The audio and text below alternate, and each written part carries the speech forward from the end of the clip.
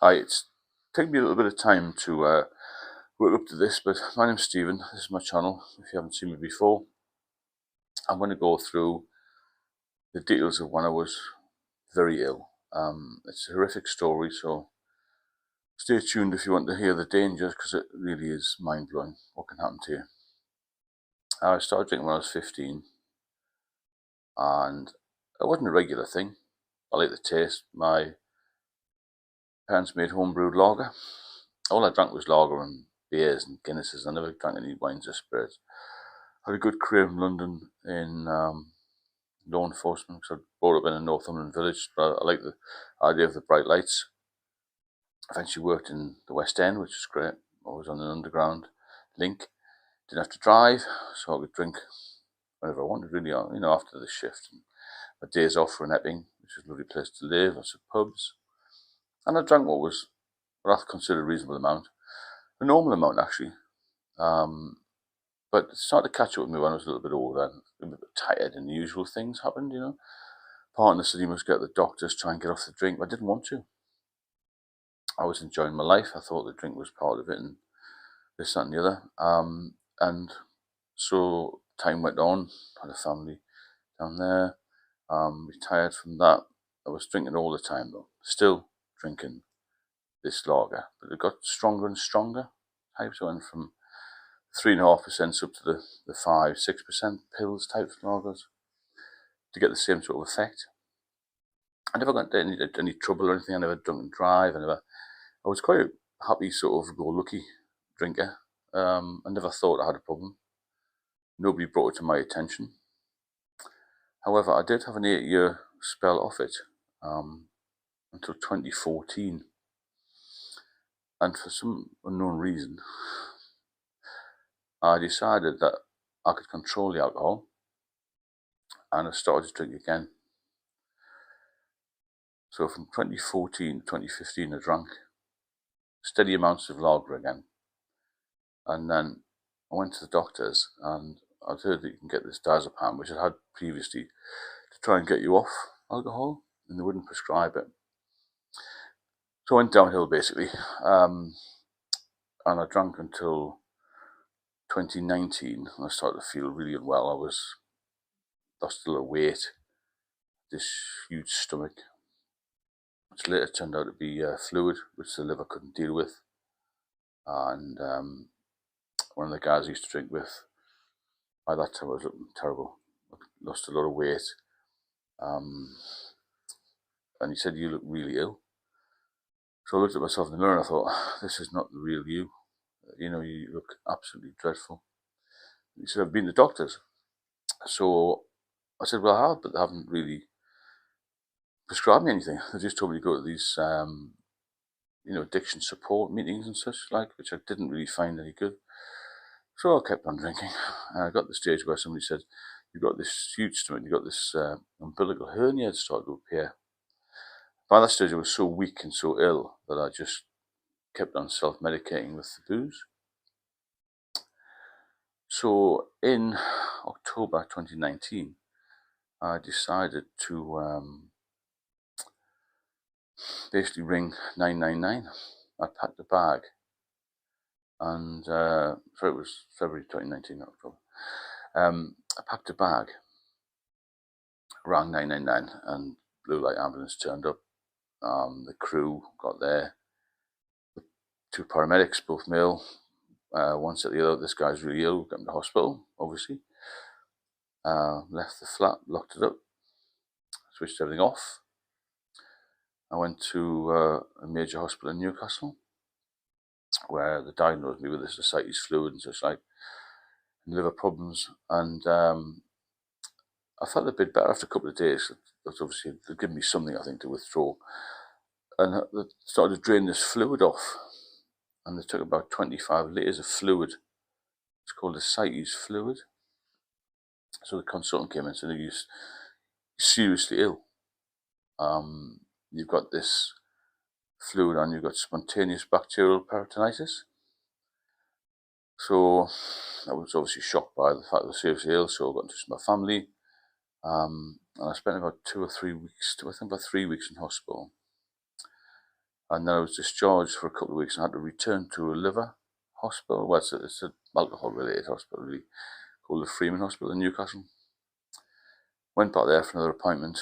My daughter actually told her from Manchester to take me, and I was admitted there again to take off this fluid. Now, the doctor who was going to do the fluid said, we've done a blood test on you, and everything's fine apart from one thing, which is sodium, which is quite low. I didn't really take much notice. I said, well, you're going to do the drain anyway. So, yeah, we'll do the drain. Did the drain about 4 o'clock in the afternoon. It took till about 10 o'clock. It takes 6 hours to drain this fluid off. They put the needle right into your abdomen, and then they drain the fluid off slowly. And again, there was about 20 litres. So I had that done, and a few hours later, I felt really, really poorly, and I said, can you get the doctor? I said this to the nurse, can you get the doctor? And she said, well, there's only one doctor on duty tonight. I thought, oh, that's no much use. Must be on call or something. Anyway, I started to sort of slur my words a bit, and I was sort of a bit detached from everything. So anyway, next thing I woke up and there was 3 or 4 doctors around me from a different unit, from intensive care.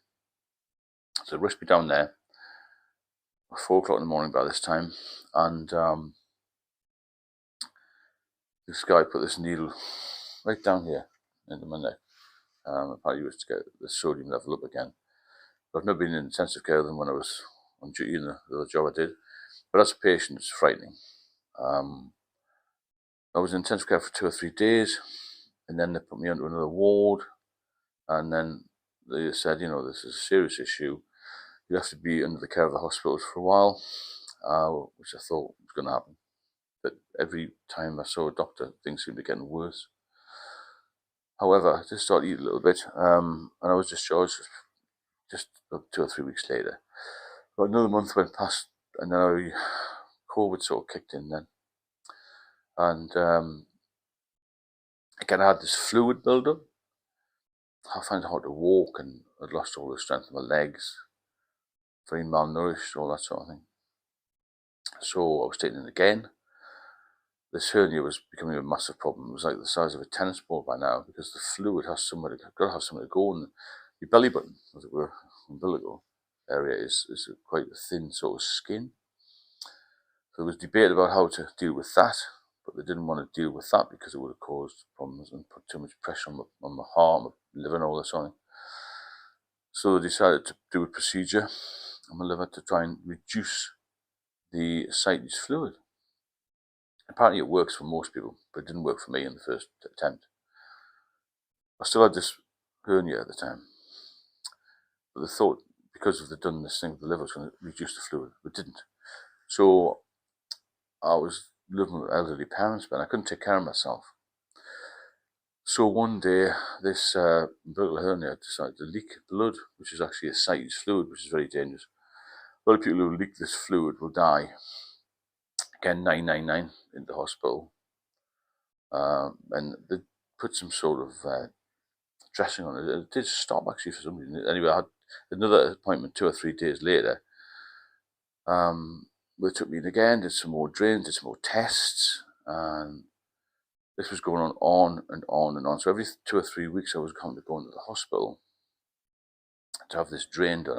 My life got unbearable. I was trapped in the house. I couldn't get out. I was getting a wheelchair from the door to the driveway to get in patient transport ambulance at 6 o'clock in the morning.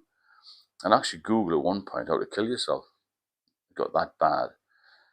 So I was starting to Google all the symptoms of this, that, and the other. How long would I live, and would things improve, and all that. And I got really, really down, really depressed, anxious, and I didn't think life was worth living, to be fair. Anyway, they decided to do this other procedure, and it worked miraculously. About early 2021, and say January, February, I felt a little bit of my birthday in February, and I felt slightly better. I was still only about 9-10 stone. I'm 6'3", so it's a hell of a lot of loss of weight. I wasn't eating properly, but I'd never been out of the house for a couple of years, to be fair. It was just house to hospital. That's as far as I went. You can imagine what the hospitals were like during COVID, trying to get treatment and such like. Anyway, they managed to get rid of the hernia, the ascites fluid started to disappear. I was eating a very clean diet, just plant-based really, no added salt, nothing like that. Lots of fluids. I couldn't sleep very well. I was so worried and so stressed by it all. Middle-aged man, I thought I'm going to die, which is what I've been told. I had a 50% chance of living. So imagine all of that on top of having to be with my elderly parents. My daughter was in Manchester.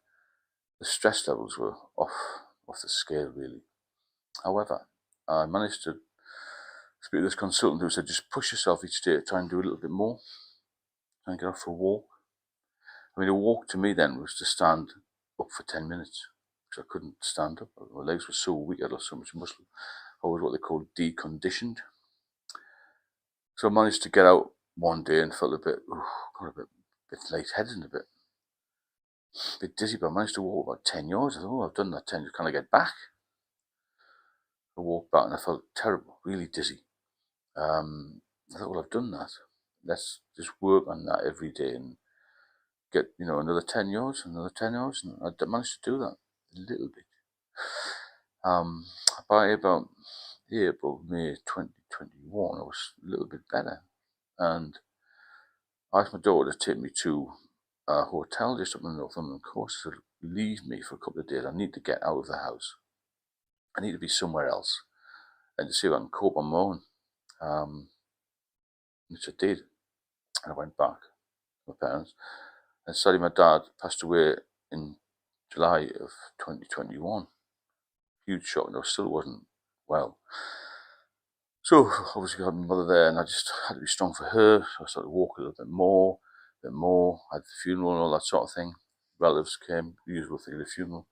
We sad occasion, but I thought, I've got to beat this. And as time went on, I was seeing the consultants then about once every 2 months. He said, the blood tests coming a little bit better. You put on a bit of weight, all this sort of thing. And I thought, that's good. Obviously, no drink. So another few months rolled by, then they put me on sort of 3 monthly visits. So I was doing so well. Still doing a bit of exercise. I moved back to my own apartment the end of 2021. Which is a total mess. It's been empty for a couple of years. There's all sorts of things going on in there. Bath had collapsed, and I had to have that completely gutted and redone. That wasn't a problem. I saved so much money by not going out and not being in the pub. Financially, it was the best I've ever been. However, got back in there, started to get a little bit more independent again. I didn't have a car, couldn't drive at that point. And then I started to try and do a little bit more exercise. I was still really, really ill though. And still seeing the GP and regular appointments. And then I just got better and better and better with a positive attitude. I think it was more than anything. But what I'm trying to get across here is I nearly died. And I didn't drink bottles of vodka. I didn't drink bottles of whiskey. I wasn't taking drugs. I'd never smoked. And they said that probably saves your life. The fact that I was very fit when I was young. And one of the consultants said the damage is done when you're young, but your liver will repair if you stay off the alcohol. Now, 6 months ago, I spoke to the consultant. So you basically back to full health. You can live a normal life. And I thought, that's amazing. How have I done this? He said, because you've done what we told you to do. So as a matter of interest, how many people who've been through what I've been through, which is 2 years in hospital, will go back out and drink again? He said it's staggeringly high, the figure. He said there's 100 people who need help. 10 will ask for help, and only 1 will be sober for life. It's incredible, isn't it? So you can go through all of this trauma, all of this stress, near-death situations, be in intensive care, and the power of addiction will take you back on the drink. So it's a bit of a grim story that. There's more details which I haven't got time to go into. But it's a terrible, terrible drug. Be bloody careful of it. And if you can get off for 1 day, 1 hour, I couldn't stop for 1 hour, 1 day at a time, and try and come off it and get sober. I'm here to help, ultimately, to save people's lives. because I lost people in the hospital. I got to know who died very soon after being discharged because they'd gone straight to the pub. One guy who was having this fluid drained off discharged himself, was picked up by his mate, went to a pub, and he died the next week. So I texted him, and it was his wife who answered the text and said, he's died. So a bit of a warning there, isn't it? It can affect us all, and alcohol has no boundaries, takes no prisoners, so to speak. And if you would like to check out the channel, please do. I'm just giving this out tonight. It's been an emotional thing to tell people that you nearly died and your family were told you were going to die. However, I've recovered. I live a good life now. Got a lovely, beautiful partner. Back driving again, being on holiday, exercising again, and life's wonderful. Sober life is much better. What I'm trying to say. The dangers are massive, and try and avoid them. The only way you're going to avoid them is by not just getting sober, but staying sober. And you can build on that. Every day will be a better day. Okay? If you've got anything that you want to say to me, any questions you've got, drop a line in the comments box and subscribe if you like the channel, get notifications, all that sort of thing. Because I've got a lot of videos to come out because I've got 40 years of experience of this. Some fun times, but mainly bad times. I look at alcohol now or drinking as short-term gain, very long-term pain, and ultimately an early death. I will say good night.